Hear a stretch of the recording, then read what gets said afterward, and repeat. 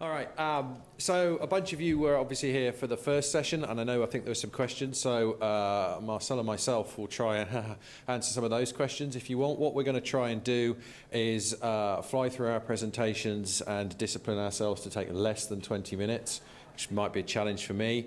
And then we will hopefully have a bit of time for questions afterwards.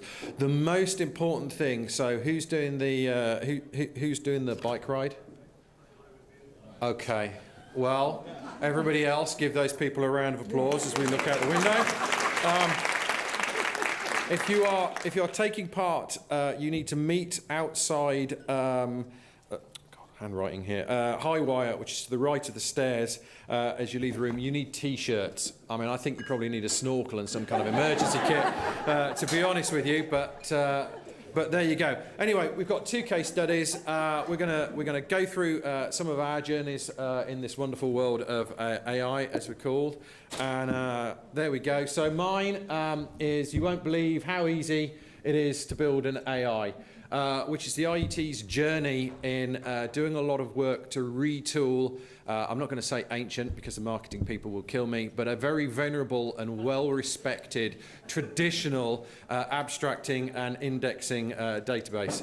So a bit about us, yada, yada, yada. We're actually 175,000 members, I think it is now, coming up on fast on 150 years of existence, a couple of years' time, and we have a lovely mission statement that is the bottom bullet points. Very important, please read it.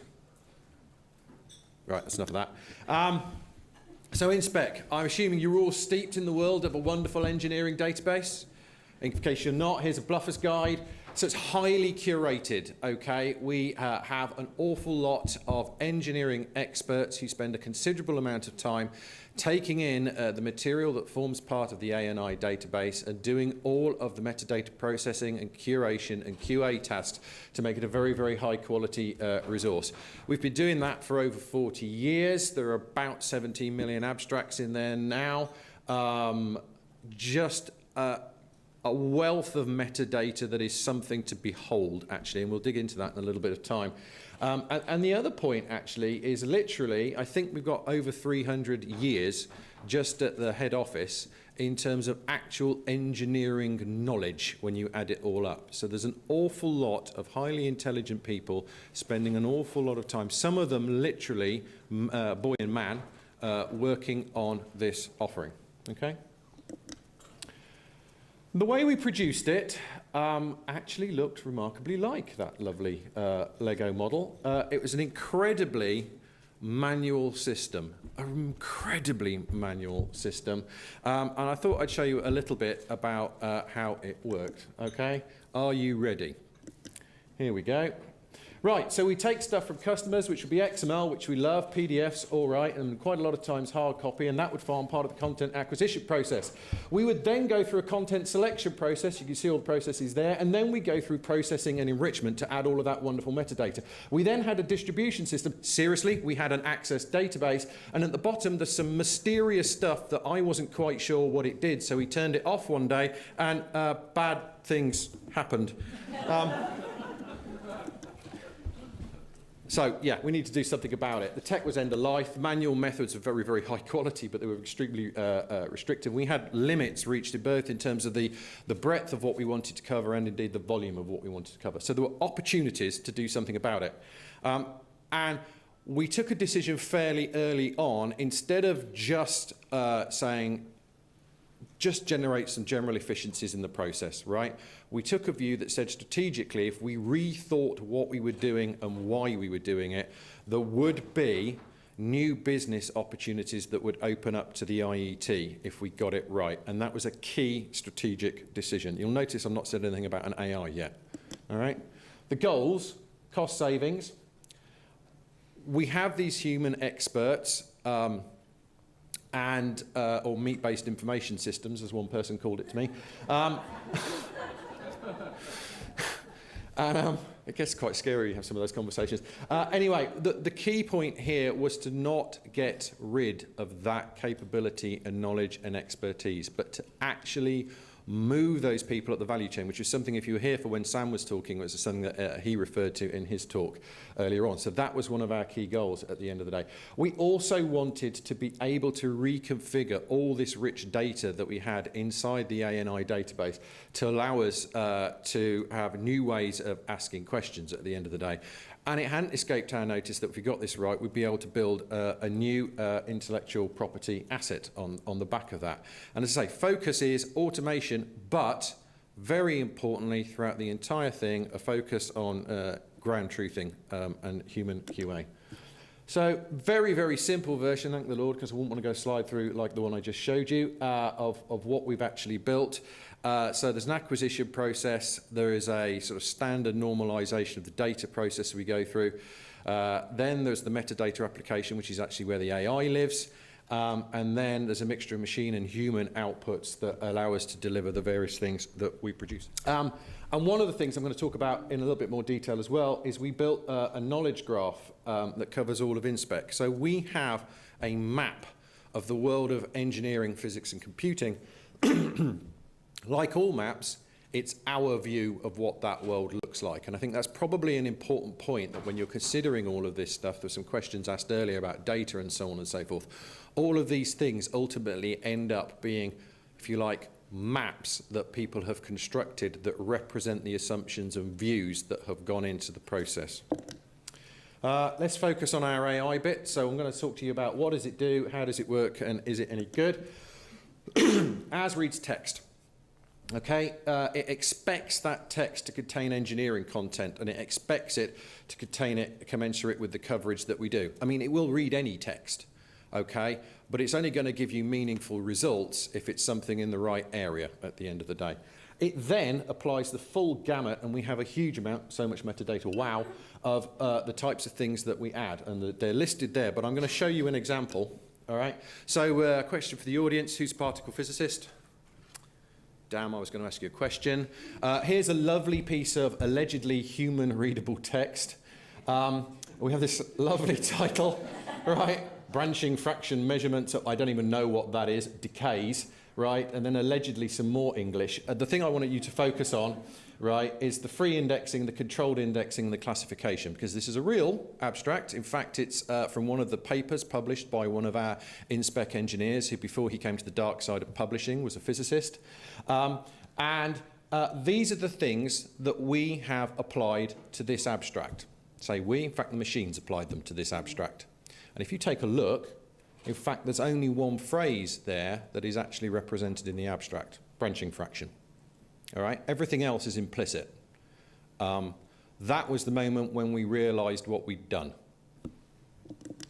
How does it work? We don't know.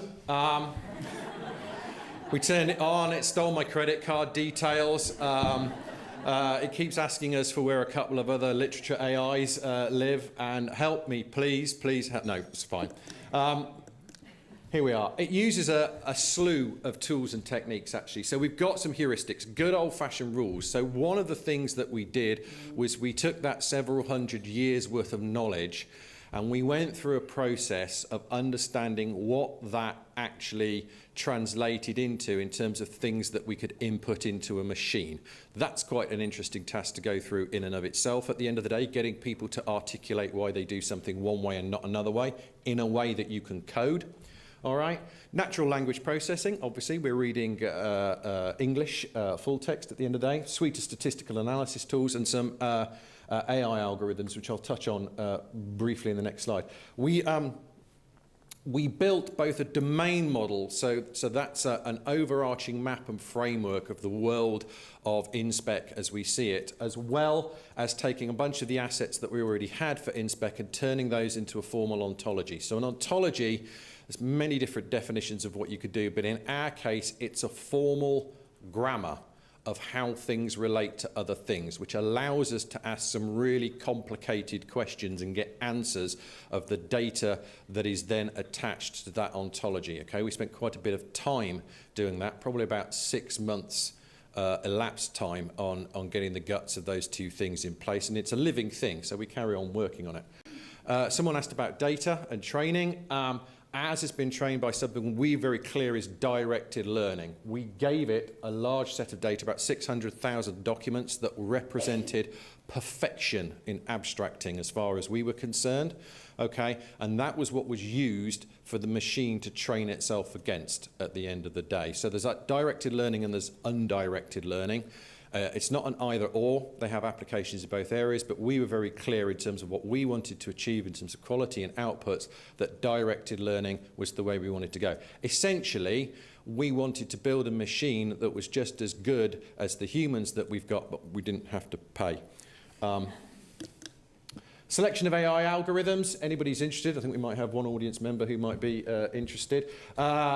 We use AdaBoost, we use Word2Vec. Go look them up on Wikipedia if you're really interested. We did have a play with TensorFlow. TensorFlow is Google's deep learning algorithm. It's the one they used, I think I'm correct, to build AlphaGo, which was the machine that obviously learnt to beat one of the world's best Go players. We genuinely got some interesting results from it, and then it went off and did some really weird stuff, and we couldn't understand what it was doing and why.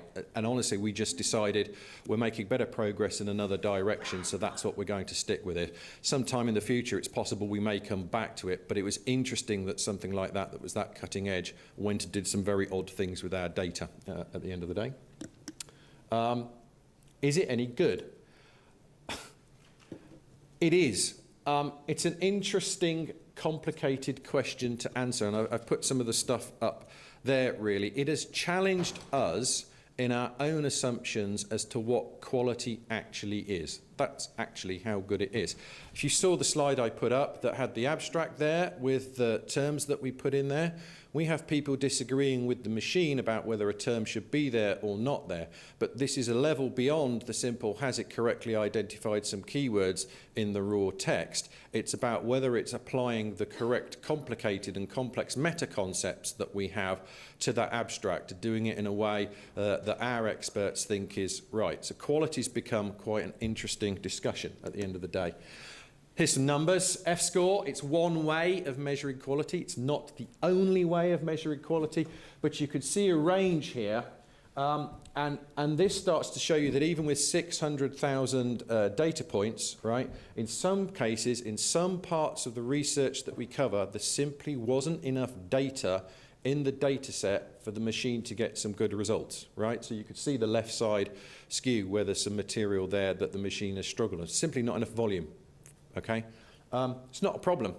We just don't worry about it. We just make sure that a human checks all of that stuff automatically. We have a huge amount of QA processes that go on through all of this, so it's not been an issue. The interesting one here is the control terms of those phrases and concepts that form part of the ontology. The classifications are meta-concepts, so they are things that we apply as a result of combinations of both uncontrolled and controlled terms that have already been applied. So we layer one or more classifications on top of the metadata that we've already applied, right? There'll be a quiz, okay? And as you can see, actually the numbers skew somewhat higher for the classification scores than they do for the controlled term scores. So once the machine had dealt with the control material, there's something about the way it works on that material that allows it to gain additional leverage there.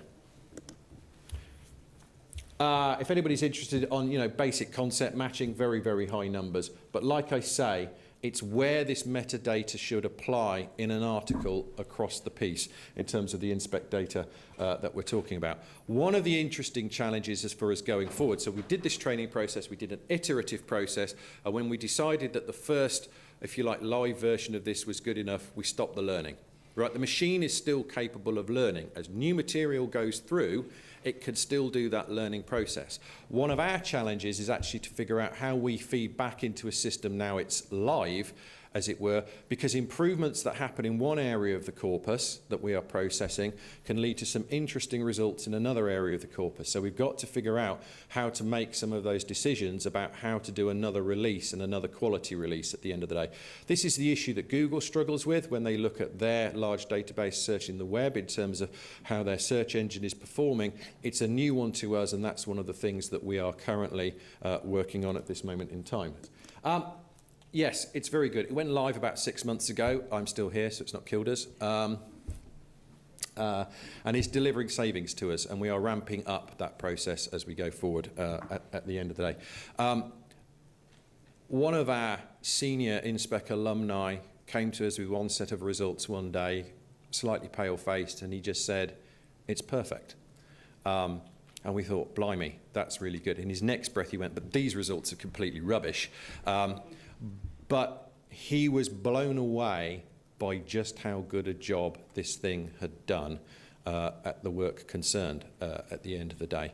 And that's going to be an interesting journey for us to go on as we move people further up the value chain, because it opens up opportunities for us to go and pursue different things in terms of the data and the information that we want to feed into this system at the end of the day.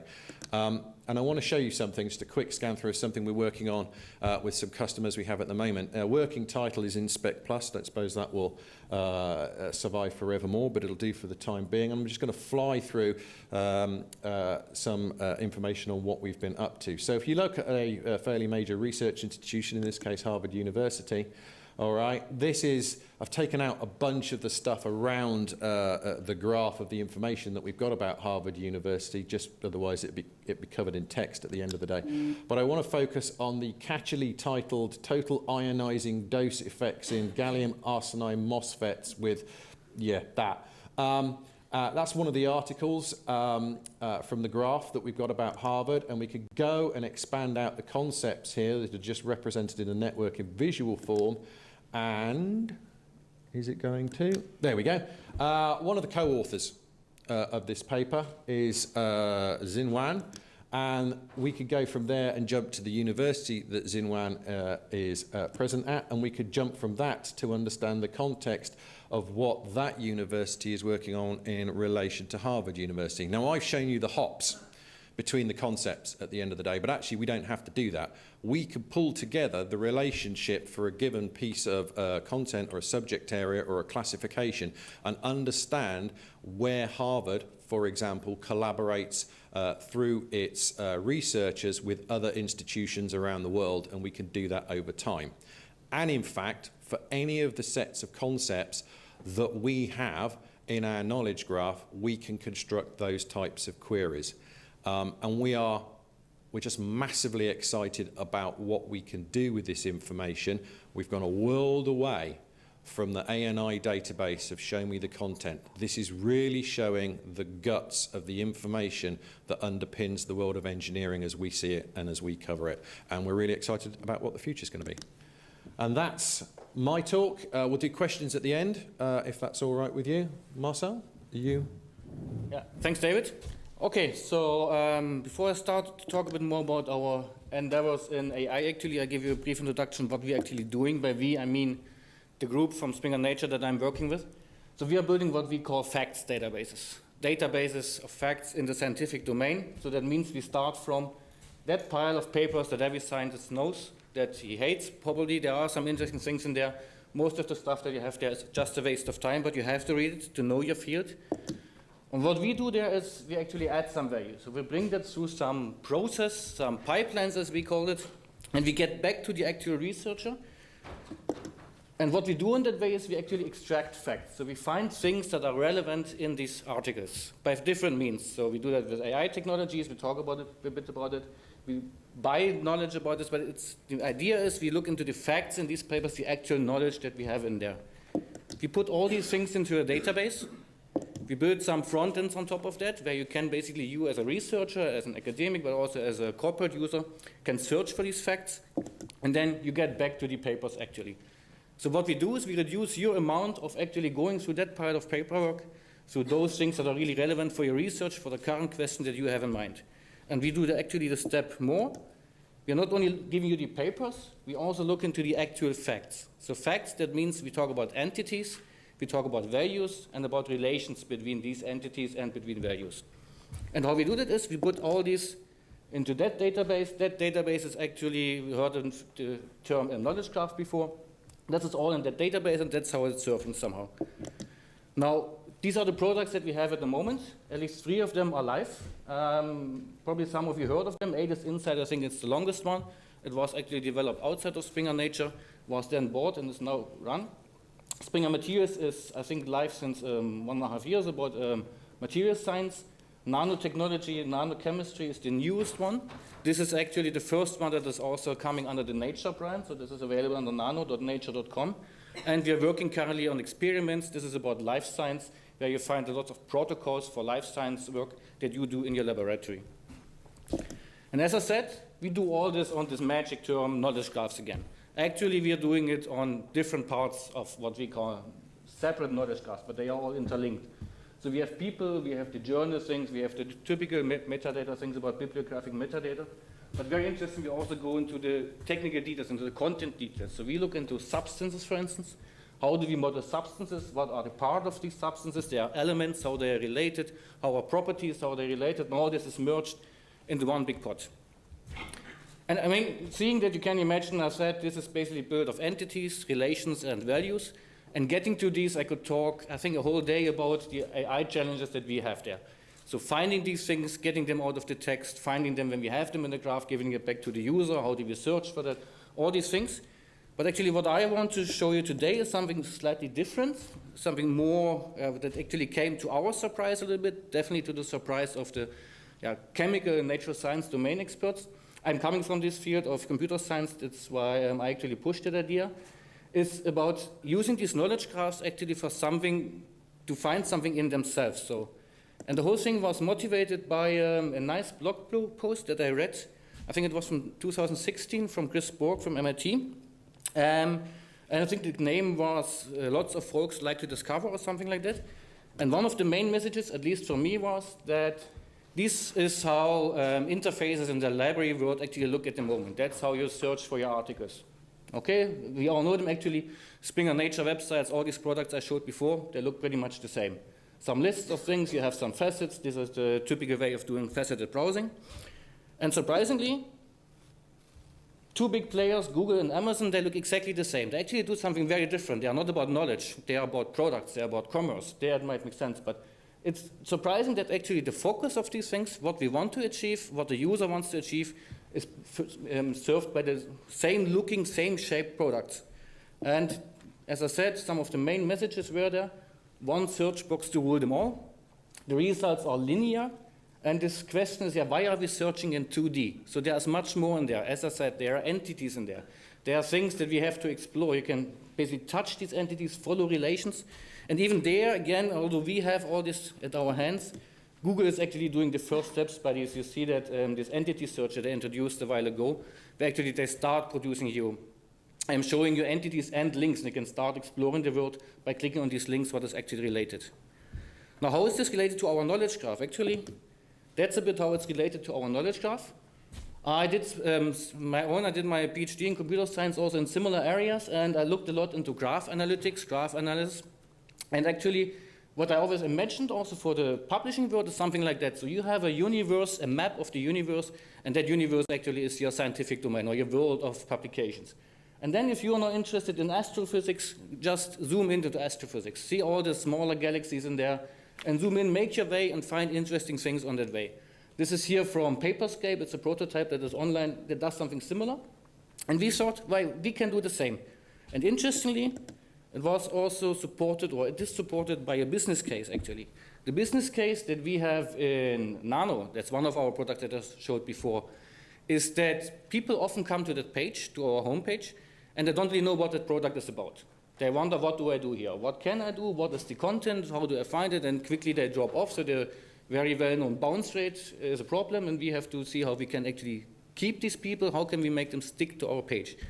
And the problems that we identified there is we have to support these people in navigating that space. Again, here we're talking about discovery. So it's not only about search, it's about navigating, it's about browsing, it's about discovering. But how do you do that with that huge data volumes? I mean, when you see that, for instance, here, in that particular database, we have about 500,000 articles, and meanwhile, it's even a little bit more. And then we have about 270,000 what we call nanomaterials. So these are entities that we have identified in our annotation process in these articles. Now, if you give the user a list of these 500 articles or 270,000 nanomaterials, they will get lost as well, and as quickly they are off again. So what can we do about it? And the idea was also what I showed before is let them browse across what we call scientific communities. So the idea is that every scientist knows his identity. So you are part of a community. I, for instance, I'm a computer scientist. I work in AI, and in particular, I work on knowledge networks, knowledge graphs. So you have a very broad view, you have a classification of yourself, and you can say that I'm belonging to certain subgroups that are part of that larger thing. And that's not only that's for computer scientists, it's also for nano scientists. In nanochemistry, just as an example, we see here a screenshot from the nanotech conference, from the program, and there you see again, all these people are nanochemists, and then there are these sub-communities. And why not starting to browse through your world like that and start going into that, well, okay, I am a nanoscientist, I know I go to that page, and then I have my subfield graphene, and you go into that subfield and you go on. So that's basically the idea, that's the business need. Now, how did these two things come together? By doing citation analysis. That's the thing that comes from social network analysis. It was then brought up recently on larger scale and also to do citation analysis. And basically the idea is here we're looking for what we call a community. A community is something that is more densely connected in itself, in the knowledge graph, than it is actually connected to something outside, so clusters in that graph. And the question is, well, if you talk about they are connected, then obviously you need also connections between them. And connections, we are talking about citations, are either that one paper cites another, then you have a link between them, or you have something else that is called, that was also in this context of the citation analysis, there's huge literature on that, actually something like co-citation. So two papers are actually related if they cite the same paper, or if they are cited by a third other paper. So being cited is co-citation, citing the same is what we call bibliographic coupling. And that's what we chose, also for different practical reasons, because that's what we have in the data and our limited data set. So that means one paper here, one connection here, between 23 and 19 means that these two papers actually cited another work in the same way. And by that we find relations between these. And then we just apply some graph clustering. Again, huge amount of literature on that. You just take something more or less, rather less than more out of the box. And here we chose what we call what is called a modularity-based clustering algorithm. Can talk about more in details offline if you want. And then basically just look what are the results. So we did it, we from our IT perspective, we showed it to the domain experts. And actually, sorry, before we get there, what we did is we clustered papers from two different sets. So one is what we call top 30 nano journals. So our domain experts were sitting down saying, these are the 30 journals in the world that you need to consider when you're doing nanochemistry. Later on, that was extended to 170 journals. So we have the data that we get, the bibliographic metadata we get from the ReadCube service. And then how we assess these clusters is well by more or less visual inspection. And you can try to give some names, some labels on these clusters, basically by looking what we did as the keywords from the title. So you get this sort of word clouds that more or less give you a quick insight what this cluster actually is talking about. So now to the actually interesting insight that was nice to see for us, but very surprising for the domain experts, is actually that on both sets, the top 30 and the top 170 nanojournals, we found more or less exactly the same groups of things. What do I mean by that? So if you look at this, basically we have always 14 top communities, top clusters, top scientific communities, and then we have a very long tail. So this long tail we just ignore. And we looked at these things, and you see here there are clusters that make sense immediately for nanochemists. I don't know, but something like graphene, for instance, is there. That's definitely something where, okay, there is a subcommunity talking about graphene in the nano field. Then we have something that are even talking about cancer and cell and how nano technology, nanochemistry can help to treat that. So that's what we found first. And then we, as I said, that's how this picture looks, doing the same analysis on the papers from 170 journals. I mean, you see that this is basically almost one-to-one matching. So we find the same sizes of clusters. We find very much the same. I mean, the order of clusters change a little bit. You see there, the third one is nanoparticle cluster, became the second one here. But the proportions, the sizes, they are the same. In that moment, we thought, oh, wait a moment, we really found something there. It's what we found that maybe there are really these 14 sub-communities, these 14 big fields in the field of nanoscience. And that's when we started to explore that idea further. There were several iterations where we looked into these things. And in the end, we ended in something that doesn't look like graph at all. But that's where you basically get the knowledge graph that we are building, the analysis of it, to get into something that is solving a business problem, which is you go down to the homepage, not now, but it's in the works. You go to the homepage, and you have now these 14 fields. Okay, in this case, 1, 2, 3, 4. Yeah. Almost. And basically what you see there, you can now start browsing. So you basically see, okay, here is a cluster of nanoparticles.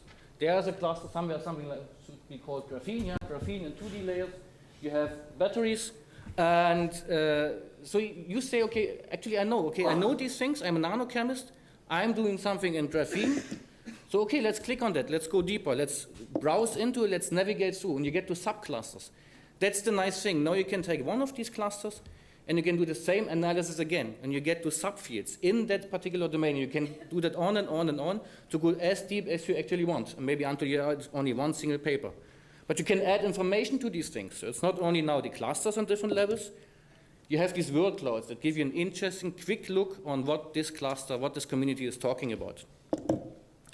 They give you the top articles that can be easily done, just looking at different ranking criteria in these clusters. Might it be citations, might it be recency, whatever you want.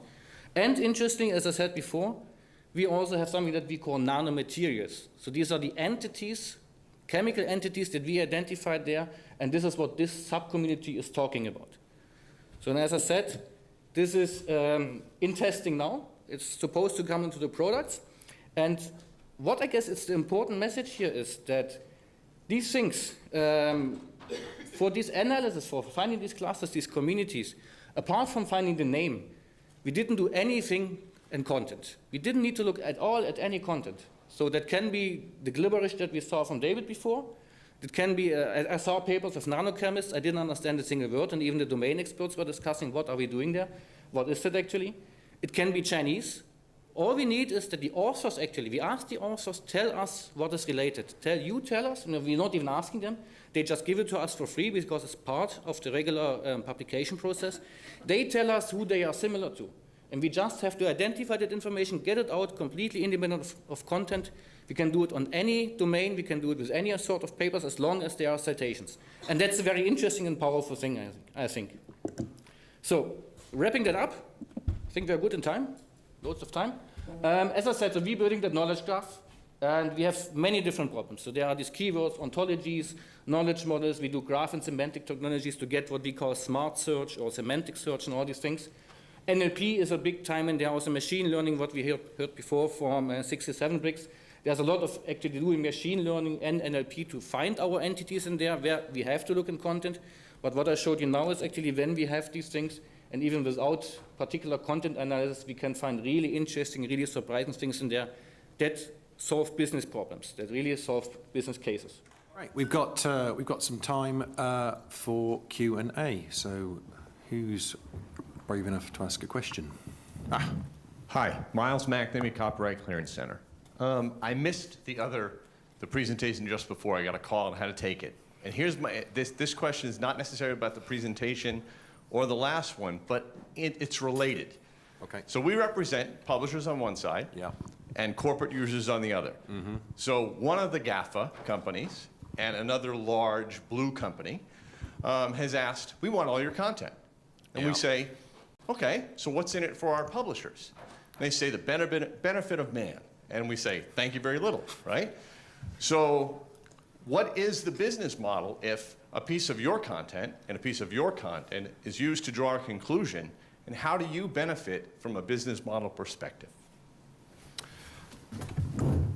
There's my key question. Yeah, no, that's a brilliant question. So I think one of the things I would say, so from the point of view of INSPEC, we have agreements in place that allow us to mine the material. The other point I would say is we're looking at the abstracts anyway. At the end of the day, we don't run this process on the full text.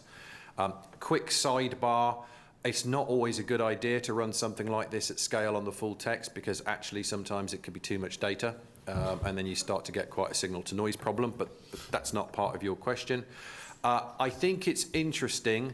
I would say that publishers need to think, not mentioning any for-profit organisations, Chan Zuckerberg Initiative, that might be going and talking to people about their content at the end of the day, but you should probably ask some good questions about what the stuff is going to be used for, and absolutely, to your point, what's going to return back. A royalty is a perfectly good model for making these kinds of things work at the end of the day and at scale, right? I personally would be dubious about any argument that came back to me that was, you will get the attentions, right? People will come back to you in some kind of non-specific manner and wonderful things will happen and you'll make money off it, because that's just not going to happen. So I think that's the thing to be cautious about. On the other hand, probably we've got as publishers to be grown up and mature about the bases and the prices by which we charge in terms of making that material available for indexing, because a key issue is trying to figure out what the value is under the content, as it were, or on top of the content at the end of the day. So that is a real challenge. But I think it probably requires a new set of business agreements and arrangements to be made to allow this stuff to happen. Of course, the other thing here is, in a world where stuff is going OA, right, that expressly is designed to allow this kind of activity to happen on top of it. I would say, I think, again, it's a key sign that publishers need to think about the things they could do on top of their content. What are the services and capabilities that they can offer to organisations as we start to move into this age? It's just my personal observations. Marcel, you want to? Yeah. So I can definitely tell you what are the business cases of these databases or the business models. I mean, you need subscription for that. If you have a subscription for Springer, you don't have a subscription for any of these databases, so you pay extra. And I think that's fair enough, because there is a lot of added value there that we put something on top. But also to that point, an interesting thing is that another thing that we are relying on is that in the end, the researcher and also probably the corporate customer goes down to the paper. So he goes down to Springer papers and he needs Springer papers. So this is the business. But then interestingly, I mentioned that example of the Nano product. There actually we are integrating content from many different publishers. And we are getting into that point where actually we are not allowed to use full text. So if you are now interested in getting a full text for a certain fact that we show you, we cannot give you that PDF because it's not published by us, it's by a different publisher. We have to maybe send you that page. And there, I fully agree to that. Publishers probably need to think about different things on top of just providing that access to the paper, because it's not enough on the long run, I guess, really to earn money. Yeah. I'm really interested in how you get how you use ReadCube to get the citations and how you do the extraction of the metadata from the citations in a clean way. Because when I was working at Mendeley, we tried to do that. It was really hard. Mm-hmm. I have to say we are not doing it on our own. We are relying on external sources, external partners for that. And I mentioned the name ReadCube there, and actually we are working together now also on a new agreement with Digital Science, who are kind of an umbrella term for that, and they are doing these things. So we are relying on other people doing that work, and this is bought in. Yeah. But I fully agree, because it's not trivial. Doing it on our own would be really tricky. I have a question for David. You were talking about that you were getting this stuff back than you expected, and then you're pushing people up, and that you were going to come back to something about how kind of weird that was. And if you did come back, I kind of missed it. What was that challenge that you were on the cusp of telling us? Oh, right. Trying to remember all the way back to my talk. Well, basically, it was that you were saying that people were coming in and were freaked out by the quality of the results. And then you said you moved them, moved yes, people up the business. that was a little bit of code for So one of the journeys we've gone on, actually, has been a journey of cultural and change management. So we have people. The thing that surprised me is, so across the entire estate of what we've done in the production of INSPEC, I've always been amazed by how precious the process and the way and the quality that we come to has been to the people that actually work on it. They really, really care. And the history of this type of work has been, those of us who have been in publishing have been through a couple of rounds of the great semantic revolution and what it did or did not deliver, as the case may be. So there was a lot of worry that we were going to remove people from the process completely, or that quality, which was the important differentiator, was going to suffer in some sort of non-specific way. So one of the things that we did, the experts in the field, in a way, were the people that are doing the validation of the result of the outputs from the machine as we were going through the various iterations. So there was a huge ongoing process to keep them involved so they could understand and get familiar with and comfortable with what this mysterious thing in the corner was actually getting up to. And so that was one of the big important points. And so now we have people who are, there's still a huge amount of QA. This is AI augmentation, it's not replacement. Be clear about that, but people are now starting to look at what are the other things that we might be able to do. So in our wilder moments, we have conversations about much more higher level and sophisticated domain models. You know, how could you relate semiconductor research, which I think that paper was somewhat about at some level, right, to the concept of smart cities, right? And it's possible to build a model that relates concepts of raw and basic research all the way up to an area of policy, which would be another area, for example, that the IET would be involved in terms of our thought leadership. So that's where the engagement has really come in, from people grasping what we could do at this level and now being able to look at where else they could put their brains and their attention. Hi, David. Hi. I'm Anthony Watkinson, cyber research. But I'm looking back to my career at OUP back in the 1980s. Sorry. They tried to force me to take over a large abstracting aid operation in Oxford, which employed 19 staff, and it was part of Cabby technically, and Cabby took it over and used 2 staff. Now the point about I managed to get rid of it, in other words. To a place I used to work, but carry on. Yeah, I know. I know. You probably know what I'm talking about, but I'm not giving any names. But the point is, when people in the business started looking at the loss of quality, Yep. the point was the quality would be suffer, you Yep. know? Terrible. It was really only about 5% of what they had been doing the final result Yep. was missing. Yeah. And about 5%, you could say 17 people working on that 5%. In this sort of business, are you going to lose that sort of 5%, perhaps? Lose the 5%, or so I think in the case of this, there's an interesting. I mean, obviously, if you're in the traditional A&I business, the challenge is the good enough alternatives, right? The things that you could get to a set of results, irrespective of whether there are things you could do with INSPEC that you simply cannot do with the other offerings if engineering is what you're about, but we recognise that there are challenges in that area. When you're coming to what we've done here, where we've built those explicit computable relationships between things, the quality is massively important, and it gets very important when you start to get down, as you often do, I think you probably find this as well, in the niche areas of scholarship, right? That's where those kind of mass approaches of just dealing with volume tend to come apart at the seams, right? Because you start to see the holes in the quality of the data.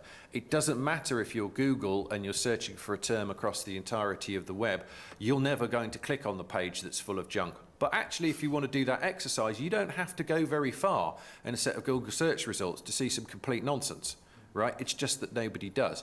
When you're in our world and you're wanting to understand relationships between Harvard, for example, and other universities, it's probably pretty important to get that kind of data right. So it's an interesting change in focus, actually, in terms of where we're looking for understanding about quality. The other point that I alluded to was obviously when you're doing the processing at the end of the day, the thing we've discovered, and I don't know whether you found the same, is that often you feed some new material into the machine and it gets very, very good suddenly in one area, but something odd happens in another part of the space on which it's doing its operation. And then you're into value judgments and calls about how you fix that or whether you need to back out. Like I say, quality has come back up in a new and interesting way that I don't think we expected it to actually when we started on the journey. And that's all for the better as far as I'm concerned. Marcel, you? Yeah, I can just agree to that. And also interestingly about the quality is that what you said before, that it gets to different levels. So where all of a sudden the discussion about quality is a very subjective one. all of a sudden the experts are actually, they're sitting together and they are discussing and they're almost fighting, which is actually Yeah. the true thing. Yeah. But they're not saying anymore this is complete crap or Yeah. this is complete nonsense. They Yeah. just say, okay. Yeah. But this gives new challenges because, okay, is it personalization or how do we do it? So how do we bring it to that user and how do we, ideally we would like to understand, well, what does that user want to see? How do we interpret his thoughts? Now, this is a big thing, a big question for us, how we would, even with traditional approaches for personalization, they wouldn't also help you to do that. But this is, yeah, it's interesting. Oh, yeah. I like to work on that, yeah.